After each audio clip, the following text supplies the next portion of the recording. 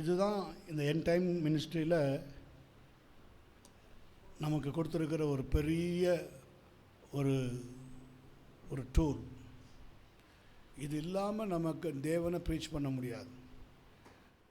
இது இல்லாமல் ஜனங்கள் கர்த்தரிடத்தில் மனம் திரும்ப மாட்டாங்க. இது இல்லாமல் வல்லமை உங்களிடத்திலிருந்து புறப்படாது. ஆதி சபையில் சீஷர்கள் தங்கள் கரங்களை நீட்டி தைரியமாக அவங்க ஜெபித்து வியாதியஸ்த மேலே கை வைக்கணும்னு அப்போஸ்தலர் நடபடிகளில் 4ஆம் அதிகாரத்தில் சபையார் ஜெபம் பண்ணுறாங்க பாருங்கள். அது இந்த வல்லமைக்கு தான். சிஷ்யர்கள் கரத்திலிருந்து உருமால்களிலிருந்து வல்லமை புறப்பட்டது அது இதுதான். அப்போது நம்ம பார்த்து கொண்டு வருகிறோம் ரெவலேஷன், இன்ஸ்பிரேஷன், இலுமினேஷன். அப்போது எலிமினேஷனுடைய கடைசி பகுதியில் நம்ம பார்க்குறோம். அப்போ அது இம்ப்ளிகேஷன்ஸ் ஆஃப் எலிமினேஷன். இம்ப்ளிகேஷன்னா தாக்கம், ஃபோர்ஸ். அது அந்த ஒளியினுடைய வெளிச்சத்தினுடைய தாக்கம். இது நீ ஆபாக்குக் புஸ்தகம் 3ஆம் அதிகாரம் 3ஆம் வசனத்தில்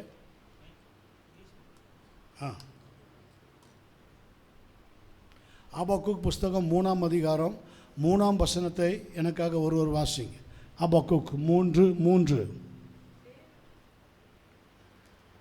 தேவன் தேமானிலிருந்தும் பரிசுத்தர் பாரான் பர்வதத்திலிருந்து வந்தார். அவருடைய மகிமை வானங்களை மூடிக்கொண்டது. His glory covered the heavens. பார்த்தீங்களா? His glory covered the heavens. His glory covered the heavens. அவருடைய மகிமை வானங்களை மூடிக்கொண்டிருக்கிறது. Praise God. Hallelujah. எப்படி இந்த பூமியில் ஆசாரிப்பு கூடாரத்தை கர்த்தருடைய மகிமை மூடி இருந்ததோ, எஸ், அதுதான் அந்த இம்ப்ளிகேஷன், தாக்கம். அது யார் மேலே மூடுதோ, அது எந்த சபையை மூடுதோ, அதுதான் நம்ம யாத்ராகமன் கடைசி அதிகாரத்தில் பார்க்கிறோம். மகிமை எழும்பும்போது ஜனங்கள் எழும்பினார்கள், மகிமை அமரும்போது ஜனங்கள் எழும்பாதிருந்தார்கள், மகிமை நடக்கும்போது ஜனங்கள் நடந்தார்கள். எஸ், அதுக்கு நிறைய லிங்க் இருக்குது. அடுத்தது நீங்கள் பார்த்தீங்கன்னா 1ஆம் அதிகாரம் 12ஆம் வசனம். ஆபாக்குக் 1:12. கர்த்தாவே நீ பூர்வ காலம் முதல் என் தேவனும் பரிசுத்தருமானவர் அல்லவா? நாங்கள் சாவதில்லை. கர்த்தாவே நியாய தீர்ப்பு செய்ய அவனை வைத்தீர், கன்மலையே தண்டனை செய்ய அவனை நியமித்தீர். கர்த்தாவே நீர் பூர்வ காலம் முதல் என் தேவனும் என் பரிசுத்தமானவரும் அல்லவா? அப்போ பூர்வ காலம் முதல் தேவனும் பரிசுத்தமானவமாக இருக்கிற கர்த்தர், வானங்களை தம்முடைய மகிமையினாலே மூடி இருக்கிற கர்த்தர். இப்போ 2ஆம் அதிகாரம் 14ஆம் வசனத்துக்கு வாங்க. சமுத்திரம் ஜலத்தினால் நிறைந்திருக்கிறது போல் பூமி கர்த்தருடைய மகிமையை அறிகிற அறிவினால் நிறைந்திருக்கிறது. பாருங்க, சமுத்திரம் ஜலத்தினால் நிறைந்திருக்கிறது போல பூமி கர்த்தருடைய மகிமையை அறிகிற அறிவினாலே. ஏன்னா பரலோகம் மகிமையினாலே மூடப்பட்டிருக்கிறது. ஸோ அந்த மகிமையானது, மூடப்பட்ட மகிமையானது பரலோகத்திலிருந்து இந்த பூமிக்கு அந்த மகிமை வரும் பொழுது அந்த பூமி அவருடைய கர்த்தருடைய மகிமையை அறிகிற அறிவினாலே நிறைந்திருக்கும்.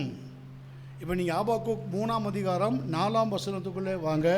ஆபாக்குக் 3ஆம் அதிகாரம் 4ஆம் வசனம். அவருடைய பிரகாசம் சூரியனை போல இருந்தது. அவருடைய கரத்திலிருந்து கிரணங்கள் வீசின. அங்கே அவருடைய பராக்கிரமம் மறைந்திருந்தது. And is bright. இங்கிலீஷில் படிப்பா கொஞ்சம், கேஜேவியில் படி. And his brightness was as the light. He had horns coming out of his hand, and there was the hiding of his power. Horn means எதை குறிக்குது? எஸ், கிரணங்கள். அவருடைய கரத்திலிருந்து கிரணங்கள் வீசின. Means rays, ஃப்ளாஷ்டு.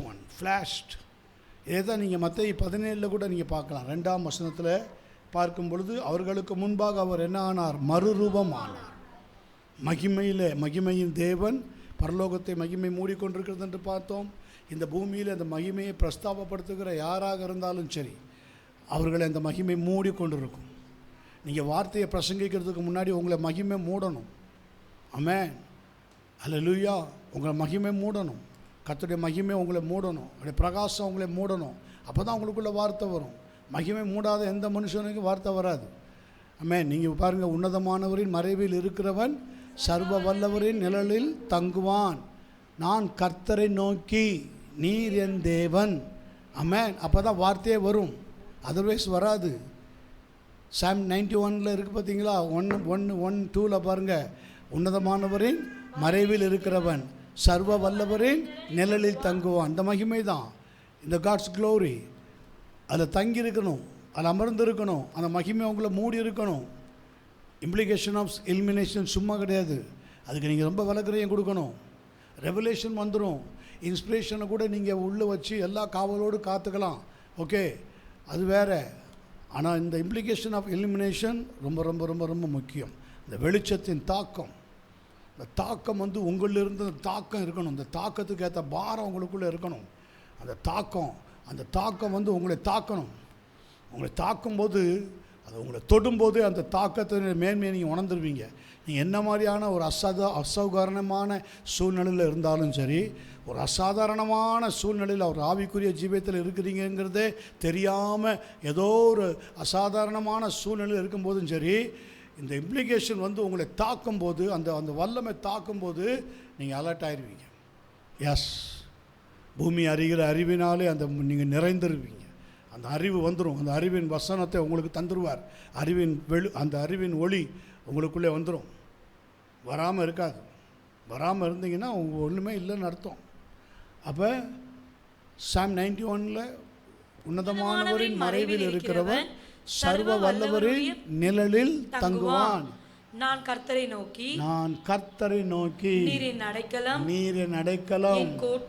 என் கோட்டை, என் தேவன், நான் நம்பி இருக்கிறவர் என்று சொல்லுவேன். எஸ். அப்போ ஃப்ரம் ஹிஸ் ஹேண்ட், ஹபக்குக் 3:4 அவருடைய பிரகாசம் சூரியனை போல் இருந்தது. அவருடைய கரத்தில் இருந்து கிரணங்கள் வீசின. அங்கே அவருடைய பராக்கிரமம் மறைந்திருந்தது. NIV டிரான்ஸ்லேஷன் என்ன சொல்றதுன்னா, where his power was hidden. Amen. Hallelujah. Where his power was hidden. Amen. அவருடைய வல்லமை எங்கே மறைந்திருக்கிறதோ, where his power was hidden.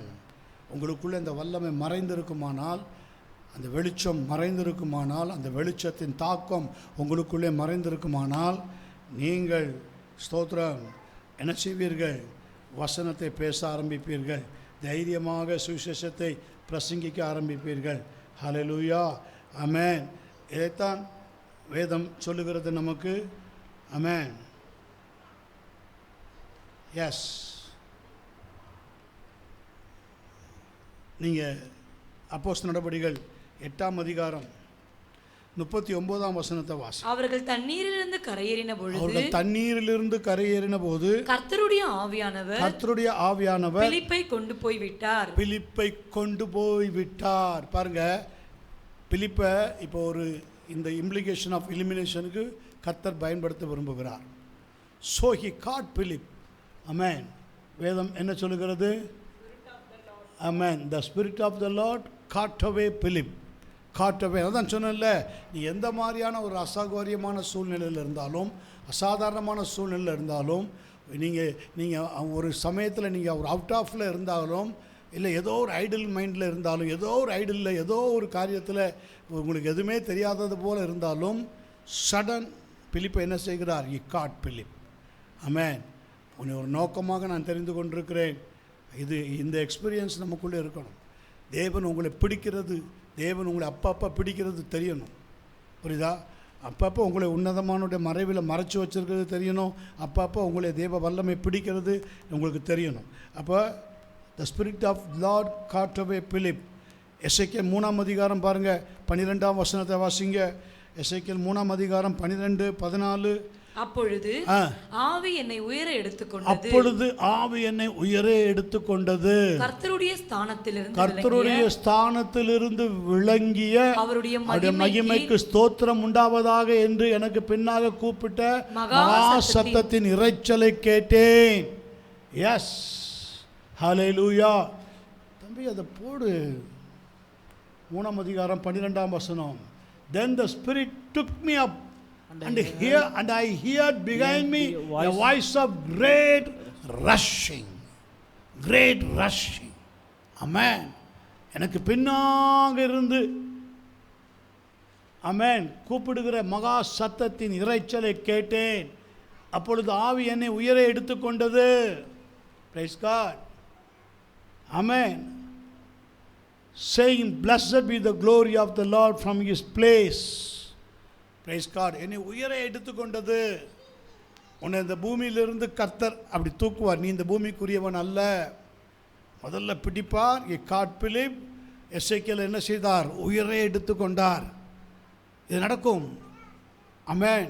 நீங்கள் பலவீனமாக இருக்கிற நேரத்திலோ அல்லது நீங்கள் அது உங்கள் உள்ளான ஆவியை கர்த்தர் அறிந்து தான் இந்த எக்ஸ்பீரியன்ஸ்லாம் நடக்கும். எல்லாருக்கும் இது வராது. உங்கள் உள்ளான ஆவியில் நீங்கள் எந்த அளவுக்கு தாகமாக இருக்கிறீங்க, தாக்கம், அந்த தாக்கத்தை நீங்கள் எத்தனை முறை அனுபவிச்சிருக்கிறீங்க, அந்த தாக்கம் உங்கள் மைண்டில் எப்போவுமே இருக்கா? எப்போவுமே உங்கள் மைண்டில் இருக்கா? தூங்கும் போதும் நடக்கும்போதும் படுக்கும்போதும் என்னென்ன நீங்கள் ஊழியம் செய்யும் போதும் சாப்பிடும் போதும் எப்போவுமே அந்த தாக்கம் உங்களுக்குள்ளே இருக்கான்னு நீங்கள் செக் பண்ணிக்கணும். சும்மா இல்லை. இம்ப்ளிகேஷன் ஆஃப் எலிமினேஷன் சும்மா கிடையாது. ஆமென். எப்போவுமே அந்த தாக்கம் உங்களுக்குள்ளே இருக்கா அப்படின்னு செக் பண்ணுங்க. இல்லை சபைக்கு வந்தால் தான் வருதா, சும்மா அபிஷேக பாடல் வேலையில் தான் அந்த தாக்கம் வருதா, இல்லை எப்போவுமே எனக்கு அந்த தாக்கம் இருக்குது அப்படின்னா நீங்கள் இந்த பூமிக்குரிய காரியத்தோடு ஒட்டாமல் இருப்பீங்க. இந்த பூமிக்குரிய காரியம் எதுவுமே உங்களைய ஒட்டாது. பூமிக்குரிய காரியம் உங்களை எதுவுமே ரொம்ப டீப்பில் கொண்டு போக முடியாது. கொண்டு போகிற மாதிரி இருக்கும். சடன்னு கர்த்தர் உங்களை தூக்கிடுவார். கொண்டு போகிற மாதிரி இருக்கும். சடன்னு நீங்கள் ரெஸ்ட்லெஸ் ஆவீங்க. கொண்டு போகிற மாதிரி இருக்கும். அப்படியே ஸ்மூத் செயிலிங்கில் போகிற மாதிரி இருக்கும். சடன் த யூரோக்ளித்தோன். அதே போல் உங்களை அப்படியே அசைச்சு எடுத்துரும். எஸ், இந்த எக்ஸ்பீரியன்ஸ் தான் அந்த நீங்கள் ஒரு கிரேட் ப்ரீச்சரோ இல்லை ஒரு கிரேட் கர்த்தருடைய வார்த்தையை உங்களுக்குள்ளேருந்து இந்த ஃப்ளோவாக வர்றதுக்கு முன்னாடி இவைகளெல்லாம் சைன்ஸ், இவைகளெல்லாம் நடக்கும். இவைகள் தான் சைன். இந்த சைன் உங்களுக்குள்ளே இருக்கான்னு பாருங்கள். இந்த இம்ப்ளிகேஷன், தாக்கம். நான் சொல்கிறேன், மீண்டும் சொல்கிறேன், இந்த தாக்கம் இருக்கணும், அந்த பாரம் இருக்கணும். அதான் பாரம்னு சொல்கிறாங்க இல்லையா? பாரம், ஆவிக்குரிய பாரம். இது அப்போதைக்கு மட்டும் சில பேருக்கு வரும். பிரசங்க வேலையில் மட்டும் வரும். அது ஒரு டைப் ஆஃப் எமோஷனல்ஸ். நான் அதுக்குள்ளே போல. இது எப்போவுமே இருக்கும். எப்போவுமே உங்களுக்குள்ளே இருக்கும். அப்படியே ஒரு செயினாக இருக்கும், ஒரு யூனிஃபார்மாக இருக்கும். எப்போவுமே இருக்கும். உங்கள் திங்கிங்கில், உங்கள் தாட்ஸில் எப்போவுமே இருக்கும். சில காரியங்கள் உங்கள் மேலே வந்து அப்படி போடப்பட்டோன்னு நீங்கள் டிஸ்டர்ப் ஆகலாம். சடன் நீங்கள் அதுலேருந்து வெளியே வந்துடுவீங்க. சடன்னு கர்த்தர் உங்களை அதுலேருந்து கொண்டு வந்துடுவார். இந்த தாக்கம் உள்ள பிள்ளைகள், அதுதான் பிலிப்பை பாருங்கள். God Philip. அடுத்தது பாருங்கள், எங்கே கொண்டு போய் நிறுத்துறார்? நேராக ரதத்தில் நிறுத்துறார். பேசு. ஆமென். ஹல்லேலூயா. அதே போல் பாருங்கள், எசேக்கியேல் பாருங்கள், கர்த்தர் அவனை என்ன செய்கிறார்? தூக்கி கொண்டு போகிறார். 14ஆம் வசனம். ஆவி என்னை உயர எடுத்துக்கொண்டது. நான் என் ஆவியின் உக்கிரத்தினாலே மனங்கசந்து போனேன். I went in bitterness. Praise God. இந்த அனுபவம் உள்ளவங்க எப்போவுமே ஒரு பிட்டர்னஸ்க்குள்ளே இருப்பாங்க. ஒரு மனம் கசந்து போயிருப்பாங்க. ஏன்னா அந்த உலக காரியங்கள் அவங்களுக்கு மேலே போடப்பட்டு கொண்டே இருக்கும். டிஸ்டர்பன்சஸ், அவங்க மைண்ட் செட்லாம் வேறு மாதிரி தான் இருக்கும். இப்படிப்பட்டவங்களோட நீங்கள் ரொம்ப உறவுலாம் கொள்ள முடியாது. இது உண்மை. இப்படிப்பட்டவங்களோட நீங்கள் ரொம்ப ஐக்கியம்லாம் வைக்க முடியாது. அந்த ஆவி நேச்சரில் உள்ளவங்க தான் ஐக்கியம் வைக்க முடியும். இது உண்மை நான் சொல்கிறது. மனம் கசந்து போவாங்க. மனம் கசந்து போகும்போது என்ன செய்வாங்க? நீங்கள் அவங்கக்கிட்ட போய் சும்மா ஏதாவது ஒன்று பேசினா மனம் கசந்து பேசிடுவாங்க. ஐயோ புரிஞ்சிக்காமல் பேசுகிறாரு, இவர் விளங்காமல் பேசுகிறாரு, நம்ம என்ன மாதிரி பிரச்சனையில் இருக்கோம், இவருக்கு தெரியாமல். எல்லாம் தெரியும், எல்லாம் தெரியும், எல்லாம் அவங்களுக்கு தெரியும். ஹல்லேலூயா. அதுதான் சொல்கிறார் பாருங்க, நான் நலமானதொன்றையும் பேசாமல் அமர்ந்திருந்தேன், என் துக்கம் அதிகரித்தது, நான் தியானிக்கையில் அனல் மூண்டது, அப்பொழுது நான் நாவினால். அப்போ துக்கம் அதிகரிக்கும் போதே அனல் எங்கே இருக்குது? உள்ளதாக இருக்குது, உள்ளதாக இருக்குது, இல்லாமலாம் இல்லை, இல்லாமலாம் இல்லை. மனம் கசந்து போகிறேன், மனம் கசந்து போகிறேன். ஹல்லேலூயா. அப்போ ஆவி என்னை உயர எடுத்துக்கொண்டது, நான் என் ஆவியின் உக்கிரத்தினாலே, ஆவியின் உக்கிரகத்தினாலே. ஆமென். So இங்கிலீஷ்ல படி. So the Spirit lifted me and took me away, lifted me up and took me away, and I went bitterness in the heat of my spirit, in the heat of my spirit. but the hand of the Lord was. ஆவியின் உக்கிரகம், heat of my இதுதான் இதுக்கு பேர் என்ன சொன்னேன்? இதுதான் என்னது? Implication, தாக்கம், heat. இந்த ஹீட், இது உஷ்ணம், எப்போவுமே அவனை அந்த உஷ்ணம் தாக்கி கொண்டே இருக்கும். அந்த அனல் அவனுக்குள்ளே இருந்து கொண்டே இருக்கும். Praise God. அவன் செப வேளையில், தனிப்பட்ட வேளத்தில், ஆமென், சில வேளைகளில் அவன் அயர்ந்திருக்கிற வேளையில், சோர்ந்திருக்கிற வேளையில், சடன் இயேசுக்கு கூட அது கெத்செமனேயில் நடந்தது. சடன் தேவதூதன் வந்து பலப்படுத்துகிறான். இதுதான் இந்த அனுபவம் தான் தாக்கம். இந்த தாக்கம் இல்லைனாக்கா ஆவி உற்சாகம் உள்ளது தான், மாம்சம் பலவீனமானது இப்படின்னு நம்மளே காம்ப்ரமைஸ் பண்ணிப்போம். கர்த்தர் விட மாட்டார். ஆவி உற்சாகம் உள்ளது, அது உங்களை எப்படியும் கொண்டு போகும், எப்படியும் நடத்தும், எப்படியும் நடத்த வேண்டிய வழியில் உங்களை அது நடத்தும். எஸ். இப்போ 8ஆம் அதிகாரம் 3ஆம் வசனம். 8ஆம் அதிகாரம் 3ஆம் வசனம். கைபோல் தோன்றினதை அவர் நீட்டி என் தலைமயிரை பிடித்து என்னை தூக்கினார். ஆவியானவர் என்னை பூமிக்கும் வானத்துக்கும் நடுவே கொண்டு போய் தேவ தரிசனத்திலே என்னை எருசலேமில் வடதிசைக்கு எதிரான உள் வாசலின் நடையிலே விட்டார். அங்கே எரிச்சல் உண்டாக்குகிற விக்கிரகத்தின் ஸ்தானம் இருந்தது. ஆமென். இப்போ பாருங்க, இப்போ ஆவியானவர் என்ன செய்கிறார்? கைபோல தோன்றினதை அவர் நீட்டி என் தலைமயிரை பிடித்து என்னை தூக்கினார். ஆமென். என் தலைமயிரை பிடித்து அவர் என்ன செய்கிறார்? என்னை தூக்குகிறார். ஆவியானவர் என்னை பூமிக்கும் வானத்துக்கும் நடுவே கொண்டு போகிறார். ஆமென். உங்களை பிடிச்சார்னா இந்த பூமிக்கு ஒத்த வேஷம் உனக்கு இருக்கக்கூடாது. இந்த பூமியோடு ஒன்றித்து நடக்கிற காரியம், பூமியோடு ஐக்கியப்பட்டு இந்த பூமியோடு புரண்டு உருண்டு போகிற காரியம் உனக்கு இருக்கக்கூடாது. இந்த பூமிக்குரிய ஃபெலோஷிப்ஸ், இந்த பூமிக்குரிய ஐக்கியங்கள், அதெல்லாம் உனக்கு எதுவுமே இருக்கக்கூடாது. You are separate. ஆமென். நீங்கள் 1 ராஜாக்கள் 18ஆம் அதிகாரம் 12ஆம் வசனம், 1 ராஜாக்கள் 18ஆம் அதிகாரம் 12ஆம் வசனம். நான் உம்மை விட்டு போன உடனே ஒருவேளை கர்த்தருடைய ஆவியானவர் உம்மை எடுத்து நான் அறியாத இடத்திற்கு கொண்டு போவார். அப்பொழுது நான் ஆகாபிடத்திற்கு போய் அறிவித்த பின்பு அவன் உம்மை காணாவிட்டால் என்னை கொன்று போடுவானே. உமது அடியானாகிய நான் சிறு வயது முதல் கர்த்தருக்கு பயந்து நடக்கிறவன். ஆமென். அப்போ கர்த்தருடைய ஆவியானவர் என்ன செய்வார்? நான் அறியாத இடத்துக்கு உம்மை கொண்டு போவார். இந்த அனுபவம் அநேகரால் புரிஞ்சிக்க முடியாது. அவங்களுக்கு அது அறியாது. அங்கே என்ன நடக்குது, ஏது நடக்குது, ஏன் இப்படி செய்கிறாரு தெரியாது. ஆனால் ஒபதியா அதை பார்த்துருக்குறான். ஒபதியாவுக்கு இந்த அனுபவம் இல்லைனாலும் ஒபதியா இதை பார்த்துருக்குறான். தீர்க்க தரிசன ஸ்கூல்ஸில் அவன் இருந்தவன். எலியாவுடைய தீர்க்க தரிசன முகப்பில் அவன் இருந்தவன். சரியா? அவனுக்கு அது தெரியும். 2 ராஜாக்கள் 2ஆம் அதிகாரம் 16ஆம் வசனத்தை வாசிங்க. 2 ராஜாக்கள் 2ஆம் அதிகாரம் 16ஆம் வசனம். இதோ இதோ உமது அடியாரோடே 50 பலவான்கள் இருக்கிறார்கள். அவர்கள் போய் உம்முடைய எஜமானை தேடும்படி உத்தரவு கொடும். ஒருவேளை கர்த்தருடைய ஆவியானவர் அவரை எடுத்து பர்வதங்களில் ஒன்றின் மேலாகிலும் பள்ளத்தாக்குகளில் ஒன்றாகிலும் 2 ராஜாக்கள் தம்பி, 2 ராஜாக்கள் 2ஆம் அதிகாரம் 16ஆம் வசனம். இதோ உமது அடியாரோடு 50 பலவான்கள் இருக்கிறார்கள். அவர்கள் போய் உம்முடைய எஜமானை தேடும்படி உத்தரவு கொடும். ஒருவேளை கர்த்தருடைய ஆவியானவர் அவர் எடுத்து பர்வதங்களில் ஒன்றின் மேலாகிலும் பள்ளத்தாக்குகளில் ஒன்றிலாகிலும் கொண்டு போய் வைத்திருப்பார் என்றார்கள். அதற்கு அவன் அவர்களை அனுப்ப வேண்டாம் என்றான். பாருங்க, இதெல்லாம் ஒரு மேன்மையான அனுபவம், எடுத்துக்கொள்ளப்படுகிற அனுபவம். நம்ம மரித்த பிறகு தான் எடுத்துக்கொள்ளப்படுறதுன்னு இல்லை. நம்ம உயிரோடு இருக்கும் பொழுதே, இந்த பூமியில் உயிரோடு இருக்கும் பொழுதே பரலோகத்துக்கு நம்ம எடுத்துக்கொள்ளப்படுவோம், பர்வதங்களுக்குள் எடுத்துக்கொள்ளப்படுவோம். யாரை? அப்போஸ்தலனாகிய பவுலை கர்த்தர் 2 கொரிந்தியர் 12 எடுத்துக்கொண்டது போல. ஆமென், praise God. It's a spiritual transportation சொல்லுவாங்க. எஸ், எழுப்புதல் அதெல்லாம் சர்வசாதாரணமாக நடக்கும். This is the transportation.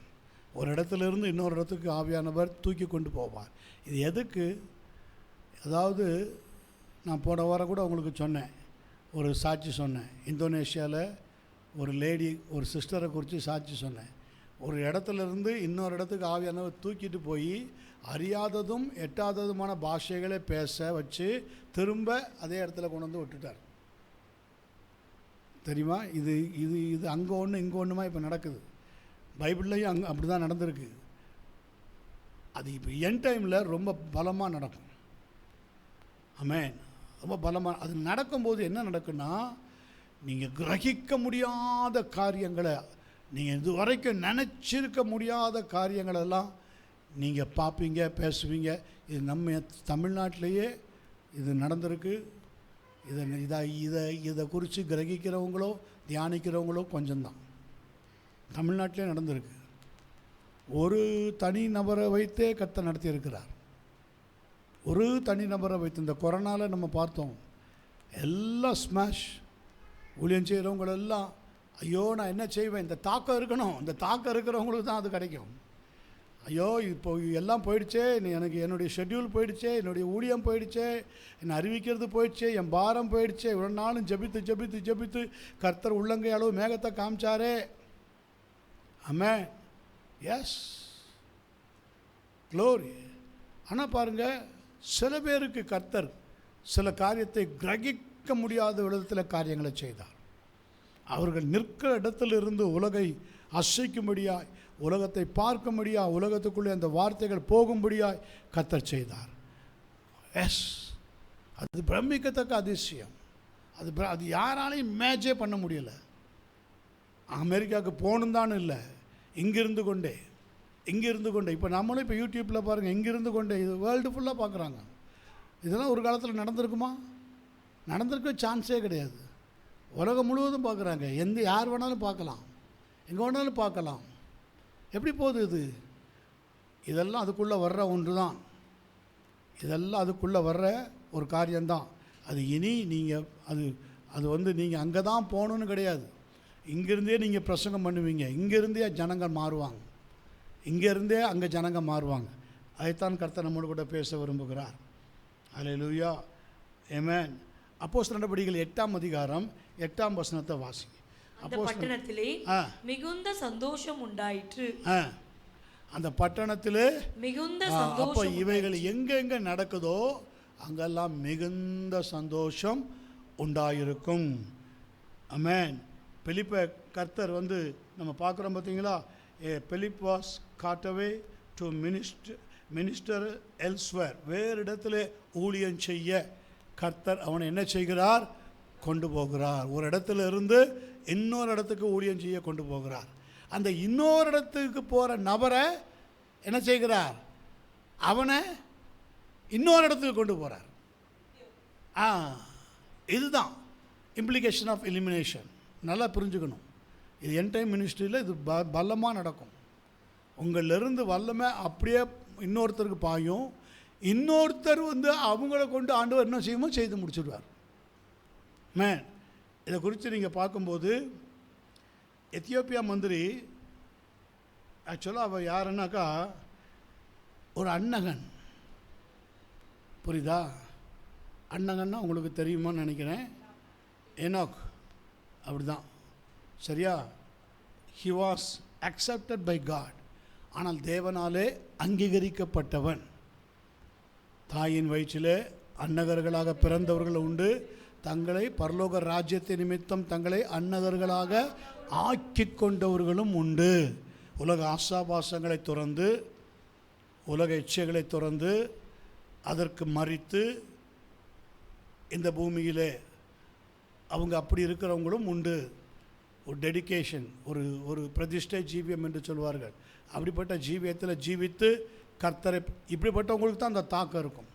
இப்படிப்பட்டவங்க தான் அந்த தாக்கத்தில் அதிகமாக இருப்பாங்க. சரியா? ஏசியா 56 அதிகாரம் அவனை குறித்து வேதம் சொல்லுகிறது. தீர்க்க தரிசனமான வார்த்தைகளை ஏசியா 56 அதிகாரம் 3-5 வரை வாசி. கர்த்தரை சேர்ந்த அந்நிய புத்திரன் கர்த்தர் என்னை தம்முடைய ஜனத்தை விட்டு முற்றிலும் பிரித்து போடுவார் என்று சொல்லானாக. அன்னகனும் இதோ நான் பட்ட மரம் என்று சொல்லானாக. அதை இங்கிலீஷ்ல படிப்பா. Neither let the son of the stranger. No. Neither let the Lord hath utterly separated me from his people. அதிலிருந்து படி. The Lord hath utterly separated me from his people. Neither let the Enoch say, behold, I am in right tree. Utterly separated. புரியுதா? ஜனத்தை விட்டு முற்றிலும் பிரித்து விடுவார் என்று சொல்லானாக. புரியுதா? நீங்கள் ஆவியில் தான் பிரிக்கப்படுவீங்க, ஜனங்களோடு தான் இருப்பீங்க. புரியுதா? ஆவியில் நீங்கள் என்ன செய்துருவீங்க? அவங்க நேச்சருக்கும் உங்கள் நேச்சருக்கும் பிரிவினை இருக்கும். எஸ், அவங்க நேச்சருக்கும் உங்கள் நேச்சருக்கும் எல்லா கூட தான் பழகுவீங்க, எல்லா கூட தான் நல்ல ஃப்ரெண்டாக இருப்பீங்க. ஆனால் உங்களுடைய நேச்சருக்கு அவங்க நேச்சர் ஒட்டாது. அவர்களோடு ஒருவரும் சேர துணியவில்லை. யாரோட? அப்போஸ்தலர் நடபடிகள் 5 அதிகாரத்தில் இருக்கு பாருங்க. இந்த அனுபவம் உள்ளவங்க தான். அதனால தான் அவங்க மேலே வல்லமை இறங்கும் போதே நீங்கள் பார்க்கலாம். டிவைடிங், பிரித்தெடுக்கப்பட்ட நாவு, லைக் அ க்ளோமன் டங். பிரித்தெடுக்கப்பட்ட நாவு அவர்களுக்கு காணப்பட்டு எவர்கள் இவங்க தான், இந்த பிரித்தெடுக்கப்பட்டவங்க தான்.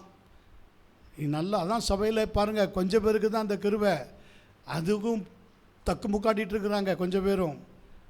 அவங்களால் அது தெரியுது நல்லா, இந்த பாரம் எனக்கு இருக்குது, இந்த பாரம் எனக்கு இருக்குது. சமயத்தில் பெருமூச்சு விடுறாங்க, சமயத்தில் அழுகுறாங்க, சமயத்தில் திஸ் இஸ் இனிஷியல் ஸ்டேஜஸ். இதை நீங்கள் அப்படியே கீப்பப் பண்ணிட்டு வாங்க. இம்ப்ளிகேஷனில் உங்களை அந்த ஒரு தாக்கம் தாக்கிடுச்சு. அதுக்கப்புறம் நீங்கள் உங்கள் கையில் பிடிச்சி எது வந்து ஒட்டினாலும் உதறிடுவீங்க. கையில் எது பிடிச்சாலும் சரி உங்களை உதறிடுவீங்க. அந்த அக்கினி ரெடியாக இருக்கும், கன்சியூமிங் ஃபயர் உங்களுக்காக ரெடியாக இருக்கும்.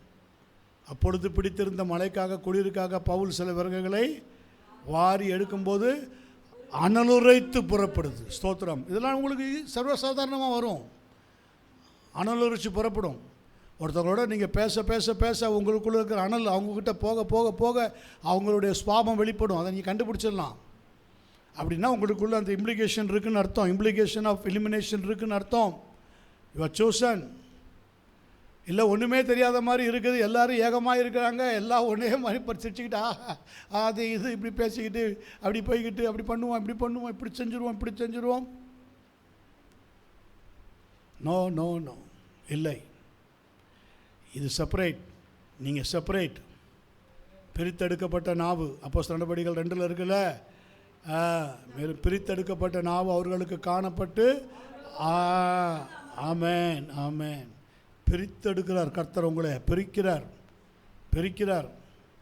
நீ இந்த பூமிக்குரியவன் அல்ல. ஆமென். நீ இந்த பூமிக்குரியவன் அல்ல. ஹல்லேலூயா. இன்றைக்கி காலையில் ஒரு காரியத்தை நான் சாதாரணமாக பேசும்போது இது ஒரு ரெவலேஷன். ஒரு சகோதரன் எங்கள் வீட்டுக்கு வந்திருந்தான், என்னுடைய ரிலேட்டிவ், க்ளோஸ் ரிலேட்டிவ். காலையில் கூட இங்கே வந்திருந்தான். Is a youth, young boy. அவன் ஷிப்பில் ஒர்க் பண்ணுறான். ஒரு 7-8 வருஷம் நல்ல எக்ஸ்பீரியன்ஸ் இருக்குது. அவன் ஒரு வாயேஜ் போனால் 1 வருஷம் ஆகும். 3 வாயேஜ் அப்படியே ரவுண்டிங்லே இருப்பான். பல நாடுகள் போகும். எத்தியோப்பியா, அப்புறம் அப்படியே அங்கே அது பல நாடுகள், ஜெர்மன், அப்படி இப்படியே சுற்றிட்டே இருக்கும். 1 வருஷம் கழித்து தான் வருவான். ஒரு 9 வருஷத்துக்கு முன்னாடி வந்திருக்கான் எங்கள் வீட்டுக்கு. முதல்ல போகிறதுக்கு எங்கள் வீட்டில் வந்து ஜாப் பண்ணிவிட்டு போய் நாங்கள் தான் ஏர்போர்ட்டில் போய் ட்ராப் பண்ணோம். இப்போ 2வது முறை வந்திருக்கிறான் 9 வருஷம் கழிச்சு. இந்த முறை போன முறைக்கும் இந்த முறைக்கும் அவங்ககிட்ட நிறைய வித்தியாசம் இருக்குது. பட் அவன் ஒரு பாரம்பரிய சபையை சேர்ந்தவன். இந்த முறை அவன் பேசும்போது அவன்கிட்ட சொன்ன காரியங்கள் அப்படியே பேசிகிட்டே இருக்கும்போது சொன்னால், பாஸ்டர் நீங்கள் ஊரில் எங்களுக்கு கொஞ்சம் இடம் இருக்குது, அந்த இடத்துல நீங்கள் ஏன் மாதம் ஒரு கூட்டம் நடத்தக்கூடாது? இவனுக்கு இந்த ரெவல்யூஷன் எப்படி வந்தது? நீங்கள் நடத்துங்க, நான் தரேன் அந்த இடத்த, நீங்கள் நடத்துங்க, மாதம் நீங்கள் ஒரு கூட்டம் நடத்திக்கிங்க. ஆமென். நான் கொஞ்சம் நேரம் அவனே பார்த்தேன். இவன் சும்மா சொல்கிறானா, இல்லை பரியாசம் பண்ணுறானா, இல்லை என்ன சும்மா டைம் பாஸுக்காக பேசுகிறானா? 3 முறை சொல்லிட்டான். நான் சொன்னேன் ஜெபம் பண்ணுவோம். இன்றைக்கி நடந்தது. சும்மா பேச்சுவாக்கிலலாம் சொல்லிட முடியாது. ஆமென். இன்னும் நிறைய காரியங்களை சொன்னான். அப்படி கொஞ்சம் பரலோக காரியங்களை டச் பண்ணுறான். அப்போ இவனுக்கு எங்கேயோ ஒரு இடத்துல இந்த ரிலேஷன்ஷிப் இருக்குது, ஃபெலோஷிப் இருக்குது. எங்கேயோ ஒரு இடத்துல இவனுக்கு இந்த ஒரு ஃபெலோஷிப் கிடச்சிருக்கு. இல்லை இவன் மேலே ஒரு சிறு நெருப்பு போடப்பட்டிருக்கலாம். அதுதான் சொல்கிறேன். அந்த பாரம் வந்துடுச்சுனாலே அது சில பேருக்கு கொஞ்சம் நாள் ஆகும். ஆனால் எப்படியும் கர்த்தர் அந்த செயினில் கொண்டுருவார். சரியா? அப்போது வாசிங்க அடுத்த வசனம் 4.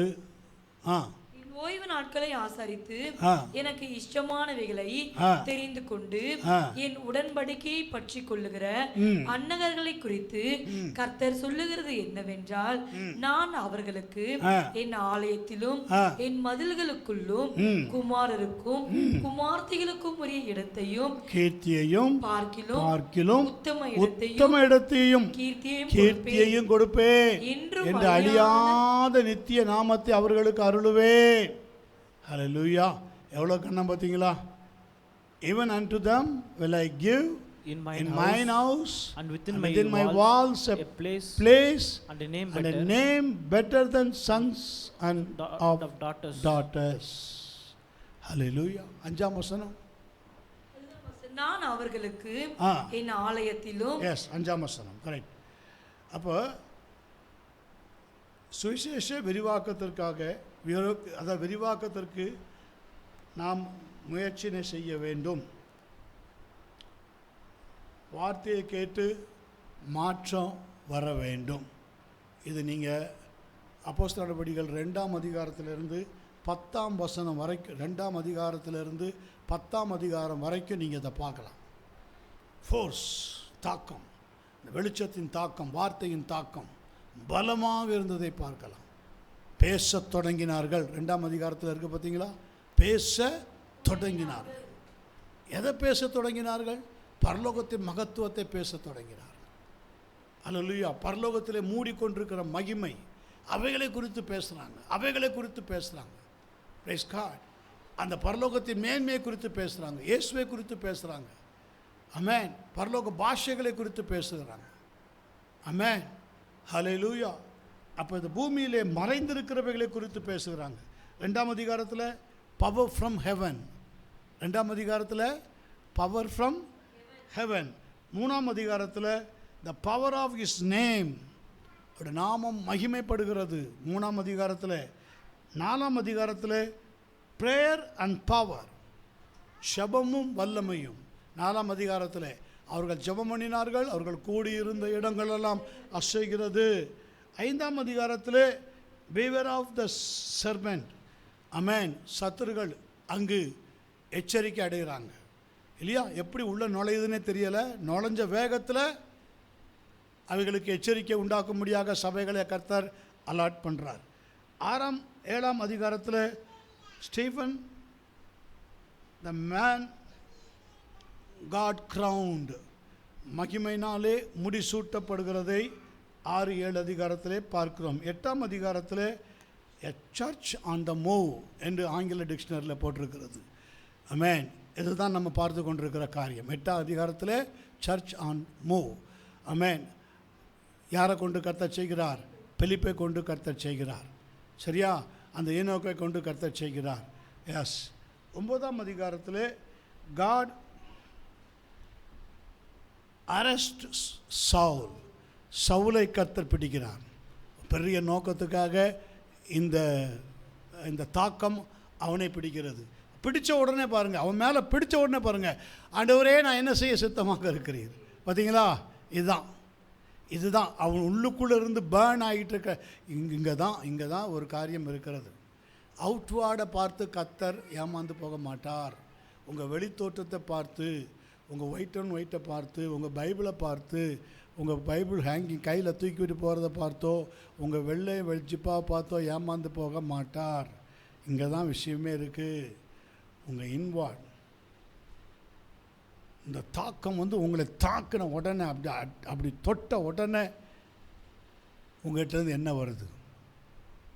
உங்கள்கிட்டருந்து என்ன வருது? பார்த்துருக்கீங்களா?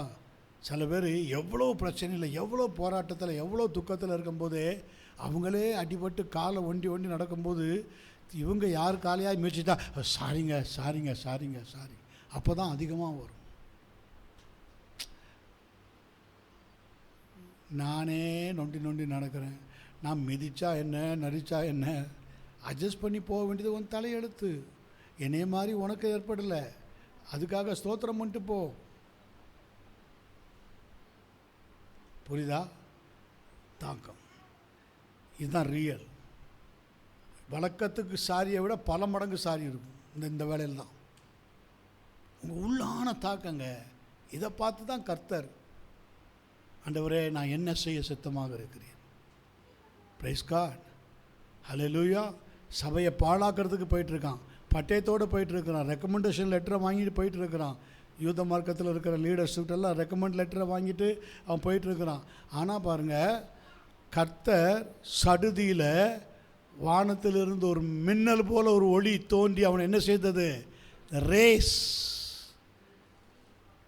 ஹேண்ட்ஸ் ஃப்ரம், அதாவது ரேஸ் ஃப்ரம் காட்ஸ் ஹேண்டு. பார்த்தீங்கல்ல ஆபாக்குக்கு 3ல் இந்த ரேஸ், கிரணங்கள் வீசின, அங்கே அப்படி பராக்கிரமம் மறைந்திருந்தது. அங்கே எப்படி மறைந்திருக்கிறதோ அங்கே அதே போல் உங்களுக்குள்ளும் மறைந்திருக்கும். அதை தேடி தான் கர்த்தர் வருவார். உங்களுக்குள்ளே இந்த வல்லமை ஹிடன் மறைந்திருக்கும். நீங்கள் மரித்தீர்கள், உங்கள் ஜீவன் கிறிஸ்துவோடு கூட தேவனுக்குள் மறைந்திருக்கிறது. அது மறைந்திருக்கிறதான்னு கர்த்தர் பார்ப்பார். அது மறைந்திருக்கிறதான்னு கர்த்தர் பார்ப்பார். எஸ். 10ஆம் அதிகாரத்தில் பாருங்கள், பீட்டர்ஸ் மிராக்கிள் மினிஸ்ட்ரி. பீட்டர்ஸுடைய மிராக்கிள் மினிஸ்ட்ரி. அவனுக்குள்ளேயும் இதே போல தான். பீட்டர் பிரசங்கம் பண்ணுகிறான். கடைசி நான் ஒரு 8 வசனத்தில் நீங்கள் பார்த்தீங்கன்னா, ஆமென். 34 படிங்க. அப்பொழுது பேதுரு பேசத் தொடங்கி பார்த்தீங்களா? பேசத் தொடங்கி 2ஆம் அதிகாரத்தில் பேசத் தொடங்கினார்கள். 10ஆம் அதிகாரத்தில் பேசத் தொடங்கி என்ன நடக்குது? தேவன் பட்சபாதம்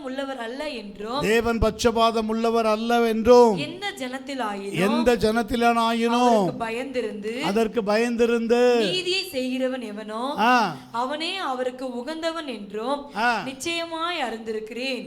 எல்லாருக்கும் கர்த்தராய் இருக்கிற இயேசு கிறிஸ்துவை கொண்டு அவர் சமாதானத்தை சுவிசேஷமாய் கூறி இஸ்ரவேல் புத்திரருக்கு அனுப்பின வார்த்தை அறிந்திருக்கிறீர்களே.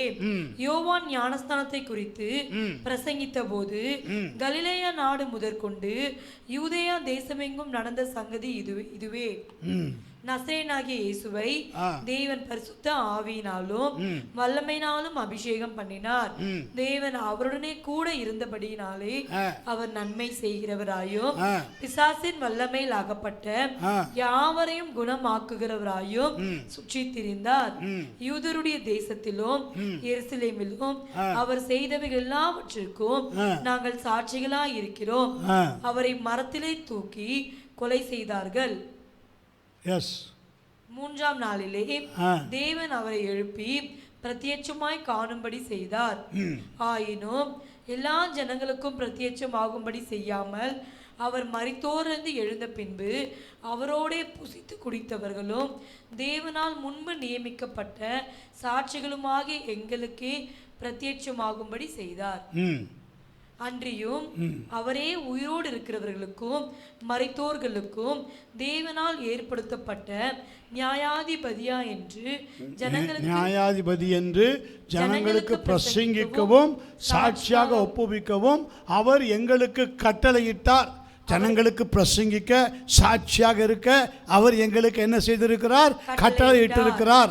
அவரை விசுவாசிக்கிறவன் எவனோ அவன் அவருடைய நாமத்தினாலே பாவ மன்னிப்பை பெறுவான் என்று தீர்க்கதரிசிகள் எல்லோரும் அவரை குறித்தே சாட்சி கொடுக்கிறார்கள் என்றான். இந்த வார்த்தைகளை பேதுரு பேசிக் கொண்டிருக்கையில் வசனத்தை கேட்டவர்கள் யாவரும் பாத்தீங்களா? This is the implication of elimination. தாக்கம் 10ஆம் அதிகாரம் ஆரம்பத்துல எல்லாம் பார்த்தீங்கன்னா கொஞ்சம் டவுட்ஃபுல்லாக தான் இருந்தான். ஒரு கூடு வானத்திலேருந்து இறங்குது, ரெவலேஷன். இந்த ரெவலேஷனை குறித்து அவனுக்கு சரியான வெளிப்பாடு இல்லை. ஐயோ தேவன் தீட்டாக என்னது, நான் தீட்டலாம் என்ன மாட்டேன், எமோஷனல், டக்குன்னு பேசினான். நம்முடைய ஜீவியத்தில் அப்படிலாம் வரும் தேவ பிள்ளையே. ஆனால் தேவன் பாருங்க அவனை எப்படி கொர்நேலியு வீட்டுக்கு அவனை அனுப்புகிறாரு, எப்படி அங்கே சொல்கிறாரு, நீ போய் பேதுருங்கிற வீட்டுக்கு போ, அவன் இருப்பான், அவனை போய் கூட்டிகிட்டு வா, அவன் உனக்கு சத்தியம் சொல்லுவான். எந்த அளவுக்கு அவனை கரெக்டாக அந்த சூழ்நிலைகளை செட் பண்ணி கர்த்தர் அவன்கிட்ட கொடுக்குறார். ஆனால் எண்டில் பாருங்கள், இந்த தாக்கம் அவனை தாக்க ஒன்னொன்னையாக தியானிக்கிறான், ஒன்னொன்னையாக பார்க்குறான். இப்படியெல்லாம் என் கூட நடத்தினார், இப்படியெல்லாம் எழுந்து பிரசங்கம் பண்ண ஆரம்பிக்கிறான். ப்ரீச். ஆமென். இதே ஏனோக் அப்படி தான் சந்தோஷமாய் புறப்பட்டான் என்று இருக்கிறது வேதத்தில் இல்லையா? கடைசி அதிகாரத்தில், கடைசியில் அப்போஸ்தலர்ல 8ஆம் அதிகாரத்தில் அவர்கள் தண்ணீரிலிருந்து கரையேறின பொழுது கர்த்தருடைய ஆவியானவர் பிலிப்பை கொண்டு போய் விட்டார். மந்திரி அப்புறம் அவனை காணாமல் சந்தோஷத்தோட தன் வழி his own way, his own ministry. புரியுதா? Own ministry. அப்போஸ்தலர் 8 முதல் ஆவியானவருடைய பலத்த செய்கைகள் உலகம் முழுவதையும் அசைக்கிறதை நாம் பார்க்கிறோம். எஸ், இங்கே தான் இருக்குது. உலகம் முழுவதையும் அப்போஸ்தலர் 8ஆம் அதிகாரத்தில் ஆண்டவர் அசைச்சார். எப்படி தெரியுமா? பைபிள் சொல்லுகிறது, இந்த எத்தியோப்பியன் காமின் சந்ததியிலிருந்து வந்தவன். நல்ல கவனிங்க, நம்ம ஏற்கனவே ஒரு முறை எடுத்துருக்கிறோம். 10ஆம் அதிகாரம், ஆதியாகமம் 10ஆம் அதிகாரம் 6ஆம் வசனம். வேகமாக 10ஆம் அதிகாரம் 6ஆம் வசனம். காமுடைய குமாரர் கூஷ், மிஸ்ராயீம், பூத், கானான் என்பவர்கள். 25ஆம் வசனம். இது யாரு? இவங்கெல்லாம் காமுடைய குமாரர். காம் யாரு? நோவாவுக்கு எத்தனை பிள்ளைங்க? யாரெல்லாம்? சேம், காம், யாப்பேத். இவங்க ஜலப்பிரளயத்துக்கு முன்பு இருந்தவங்க. ஜலப்பிரளயத்துக்கு அப்புறம் காக்கப்பட்டவங்க இவங்க தான், இந்த குடும்பம் தான். புரியுதா? ஜலப்பிரளயத்தில் காக்கப்பட்டவங்க இவங்க தான். ஒரு புது ரெவலேஷனுக்குள்ளே வந்தவங்க இவங்க தான். புரியுதா? இவங்களை கர்த்தர் பிடிச்சிருக்கிறார். எப்படி இவனை பிடிச்சாரோ, பிலிப்பை பிடிச்சாரோ, அப்படி இவங்களை பிடிச்சிருக்கிறார். அப்போ தான் உங்களுக்கு புரியும் நான் சொல்கிறது. சரியா? உங்களே என்னையும் பிடிச்சனால தான் இந்த நாள் வரையிலும் உங்களையும் என்னையும் நிர்மூலமாகாமல் கர்த்தர் பாதுகாக்கிறார். எத்தனையோ அழிவில் இருந்தும் எத்தனையோ காரியங்கள் இருந்து பாதுகாக்கிறார்னா உங்ககிட்ட பெரிய காரியங்களை கொடுத்துருக்கிறார். அதை உங்கள் மூலமாக அவர் வெளிப்படுத்துவதற்கு எப்பவும் ஆயத்தமாக இருக்கிறார். நீங்கள் அந்த தாக்கத்தோடு கூட இருக்கீங்களான்னு கர்த்தர் உங்களை செக் பண்ணிகிட்டே இருக்கிறார். உங்களுக்குள்ள இந்த தாக்கம் இருக்கான்னு பார்த்து கொண்டே இருக்கிறார். சரி, இப்போ நீங்கள் காமுடைய குமாரர் யார்? கூஷ், மிஸ்ராயிம், பூத், கானான் என்பவர்கள். 25ஆம் வசனத்தை வாசி. ஏபேருக்கு 2 குமாரர் பிறந்தார்கள். ஒருவனுக்கு பேலேகு என்று பெயர், ஏனெனில் அவனுடைய நாட்களில். நல்ல கவனி. ஏபேருக்கு 2 குமாரர் பிறந்தார்கள். ஒருவனுக்கு பேலேகு என்று பெயர், ஏனெனில் அவனுடைய நாட்களில் பூமி பகுக்கப்பட்டது. அவனுடைய சகோதரன் பேர் யோக்தான். இப்ப 10ஆம் அதிகாரம் 6ஆம் வசனத்துல படிச்சீங்களே, காமுடைய குமாரர் கூஷ், மிஸ்ராயிம். ஒரு நிமிஷம் இருங்க. இந்த கூஷ் இது எத்தியோப்பியனை குறிக்கிற வார்த்தை. கூஷ் புரியுதா? ஆமென். அதை இங்கிலீஷ்ல படி தம்பி கொஞ்சம். And the sons of Ham, Cush and Mizraim, and Put and Canaan. Amplified version படி. The sons of Ham, Cush, Mizraim, from whom descended the Egyptians, Put and Canaan. கூஷ் வந்து யாரை குறிக்கிறதுனா எத்தியோப்பியனை குறிக்கிற ஒரு வார்த்தை. சரியா? அப்போஸ்தலர் 9ஆம் அதிகாரத்தில் தர்சு பட்டணத்தாகிய சவுல் ரட்சிக்கப்பட்டான் என்று நாம் பார்த்தோம். அப்படி தானே? சவுல் ஆஃப் தர்சஸ், தர்சு பட்டணத்தாகிய சவுல். ஆதியாகமம் 10ஆம் அதிகாரம் 21ஆம் வசனம். பிள்ளைகள் பிறந்தார்கள். அவன் ஏபேருடைய சந்ததியார் எல்லாருக்கும் தகப்பனும் மூத்தவனாகிய யாப்பேத்துக்கும் தம்பியுமாயிருந்தான். அப்போ யாப்பேத், கூஷ் பார்த்துட்டோம். முதல்ல யாரை பார்த்தோம்? காமை பார்த்தோம். இப்போ யாரை பார்க்குறோம்? யாப்பேத். சரியா? அப்போது அதாவது சவுல் யார்? ஒரு யூதன். ஆனால் இவன் எந்த கோத்திரம் தெரியுமா? சேமுடைய கோத்திரம். எந்த கோத்திரம்? சேமுடைய கோத்திரம். புரியுதா? ஆமென். ஆதியாகமம் 10ஆம் அதிகாரம் இதுக்கு நீங்கள் விளக்கமாக பார்க்கணுன்னா 21லேருந்து 31 வசனங்கள் வரை நீங்கள் படிக்கலாம். இப்போ எல்லாம் வீட்டில் போய் படிங்க. ஆதியாகமம் 10 21லேருந்து 21 22 படிங்களேன். சேமுக்கும் பிள்ளைகள் பிறந்தார்கள். அவன் ஏபேருடைய சந்ததியார் எல்லாருக்கும் தகப்பனும் மூத்தவனாகிய யாப்பேத்துக்கு தம்பியுமாயிருந்தான். சேமுடைய குமாரர் ஏலாம், அசூர், அர்பக்சாத், லூத், ஆராம் என்பவர்கள். லைனாக வருது. அப்போஸ்தலர் 17ஆம் அதிகாரம் 26ஆம் வசனம். அப்போஸ்தலர் 17ஆம் அதிகாரம் 26ஆம் வசனம். மனுஷ ஜாதியான சகல ஜனங்களையும் அவர் ஒரே இரத்தத்தினாலே. அப்போஸ்தலர் 17ஆம் அதிகாரம் 26ஆம் இல்லை, இங்க அப்போஸ்தலர் 17:26.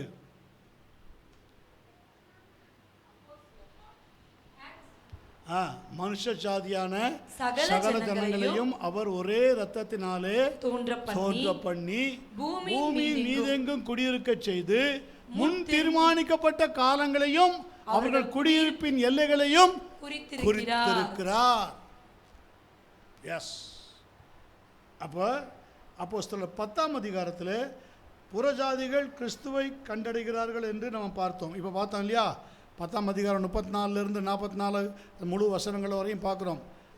புறஜாதிகள் மேலெல்லாம் பேதுரு எழுந்து பேசும்போது பரிசுத்த ஆவி வல்லமை புறஜாதிகள் மேலெல்லாம் பொழிந்துள்ளப்படுகிறது. இதுக்கு தான் கர்த்தர் ரெவல்யூஷனில் காட்டுறார். சகல விதமான மிருகங்களை காட்டுறார். அவன் தீட்டாக என்றான், நான் இஸ்ரவேல், நான் யூதன், நான் புறஜாதிகளோடலாம் கலக்க மாட்டேன் அப்படின்னு சொல்லி ஏற்கனவே 2-3 முறை அவன் இந்த மாதிரி காரியம்லாம் பண்ணுறான். அப்போ கர்த்தர் அவனுக்கு காட்டுறார், இப்படி பண்ணாத. ஸோ இந்த ரெவல்யூஷன்லேருந்து அது ஆரம்பிக்குது. ஆனாலும் அவன் அதை என்ன பண்ணலை, அக்செப்ட் பண்ணலை. ஆனால் கர்த்தர் அவனை விடலை. அந்த இம்ப்ளிகேஷனில் இம்ப்ளிகேஷன் ஆஃப் எலிமினேஷனில் அவனை சரியாக கொண்டு வந்துடுறார். ஏன்னா because is Susan. Praise God. Hallelujah. S.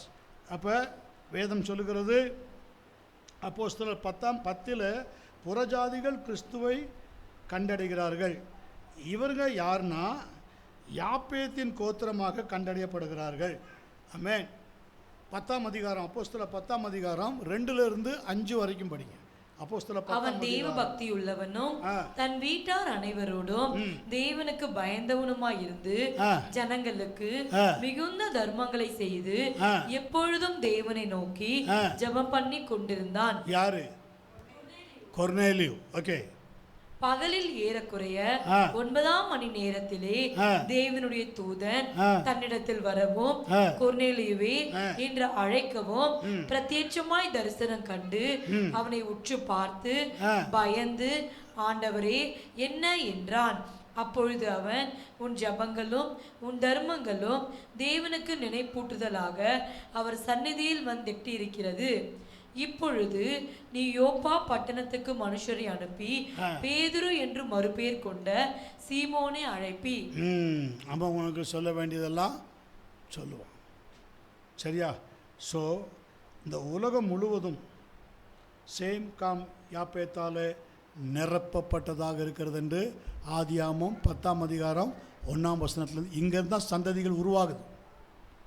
பழைய சந்ததியெலாம் டெமாலிஷ், எல்லாம் வெள்ளத்தில் அழிச்சாச்சு.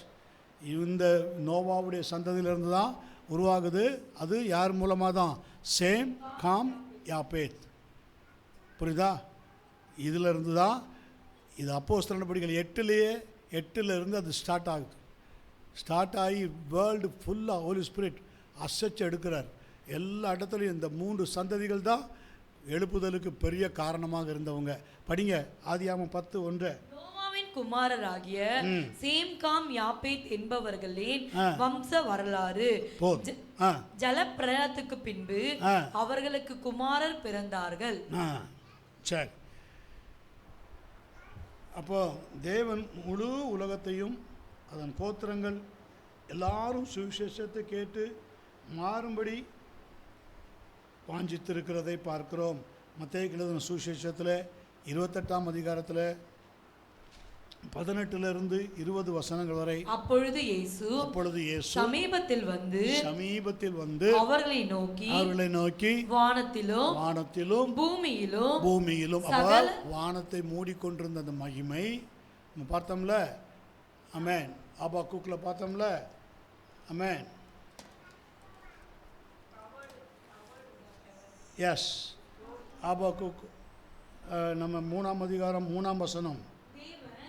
தேமானில் இருந்தும் பரிசுத்தர் பாரான் பர்வதத்திலிருந்தும் வந்தார். அவருடைய மகிமை வானங்களை மூடிக்கொண்டது.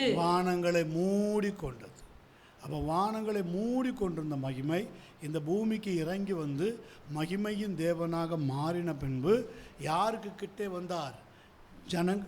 சீஷர்களுக்கு கிட்டே வந்தார். அப்போஸ்தலர் இதில் படிச்சீங்களா? மத்தேயு 28 படிச்சீங்களா? அப்பொழுது இயேசு சமீபத்தில் வந்து பேதுருவும் பிலிப்பும் யாருக்கு சமீபத்தில் போனான்? பிரதிஷ்டை உள்ள மனிதனுக்கு சமீபத்தில் போனான். ஏனாக். புரிஞ்சுதா? நீங்கள் ஆவிக்குரியதில் அதை புரிஞ்சுக்கணும். ஆமென். ஏனாக்கை குறித்து நம்ம பார்த்தோம் எஸ்ஏல. சரியா? பிரதிஷ்டை உள்ள ஜீவியம் உள்ள மனிதர்கள், தாக்கம் உள்ளவர்கள், ஆவிக்குரிய தாக்கம் உள்ளவர்கள், மாம்சத்துக்கு முக்கியத்துவம் கொடாதவர்கள், மாம்சத்தை சிலுவையில் அறைந்தவர்கள், இவர்களுக்கு அருகில் தான் இயேசு வர முடியும். அப்போ இயேசு சமீபத்தில் வந்து அவர்களை நோக்கி, வானத்திலும் பூமியிலும் சகல அதிகாரமும் எனக்கு கொடுக்கப்பட்டிருக்கிறது. ஆகையால் நீங்கள் புறப்பட்டு போய் சகல ஜாதிகளையும் சீஷராக்கி பிதா குமாரன் பரிசுத்த ஆவியின் நாமத்திலே அவர்களுக்கு ஞானஸ்நானம் கொடுத்து நான் உங்களுக்கு கட்டளையிட்ட யாவையும் அவர்கள் கை கொள்ளும்படி அவர்களுக்கு உபதேசம் பண்ணுங்கள். இதோ உலகத்தின் முடிவு பரியந்தம் சகல நாட்களிலும் நான் உங்களோட கூட இருக்கிறேன் என்றார். Teaching them to observe all things whatsoever I have commanded you. Amen. Yes. Mark 16ஆம் அதிகாரம் 15ஆம் வசனம். மார்க் 16ஆம் அதிகாரம் 15ஆம் வசனம். பின்பு அவர் அவர்களை நோக்கி, நீங்கள் உலகமெங்கும் போய் சர்வ சிருஷ்டிக்கும் சுவிசேஷத்தை பிரசங்கியுங்கள். இப்படியாக இந்த ரெவலேஷன், இன்ஸ்பிரேஷன், இலுமினேஷன் என்கிற சப்ஜெக்ட் கர்த்தர் இதோடு கூட முடிகிறது. தொடர்ந்து புதிய ஒரு சப்ஜெக்டில் நம்ம அடுத்த வாரத்தில் பார்ப்போம், ஜெபம் பண்ணுவோம். ஃபைனலி 2 தீமோத்தேயு 3ஆம் அதிகாரம் 16-17 எனக்காக வாசிப்பீங்களா? வாசிங்க. வேத வாக்கியங்கள் எல்லாம் முழங்கால் படி. தேவ ஆவியினால் அருளப்பட்டிருக்கிறது. இன்ஸ்பிரேஷன், தேவனுடைய மனுஷன், சரி, ரெவலேஷன். தேவ ஆவியினாலே அருளப்பட்டிருக்கிறது. It's called the revelation. தேவனுடைய மனுஷன் தேறினவனாகவும் எந்த நற்கிரியைகளையும் செய்ய தகுதி உள்ளவனாக இருக்கும்படிக்கு. This is inspiration.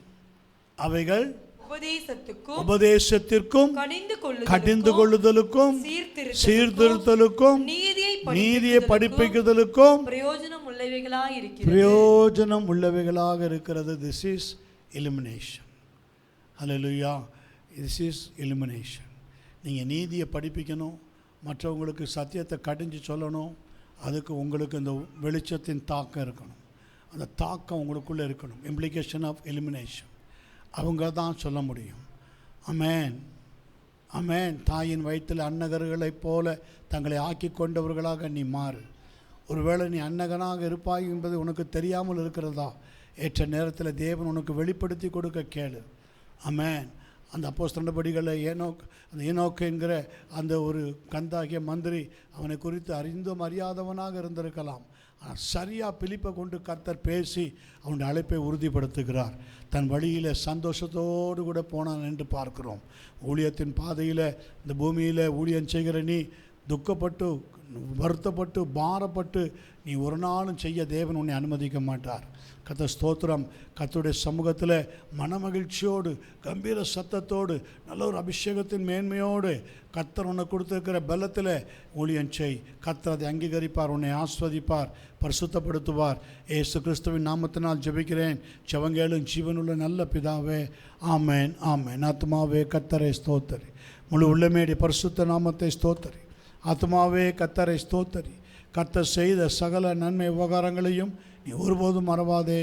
ஆமென். அல்லேலூயா, அல்லேலூயா, அல்லேலூயா. யாவரும் கர்த்தர் நாமத்தினாலே ஒருவருக்கொருவர் வாழ்த்த சொல்லி விடைபெறுவோம். ஆமென்.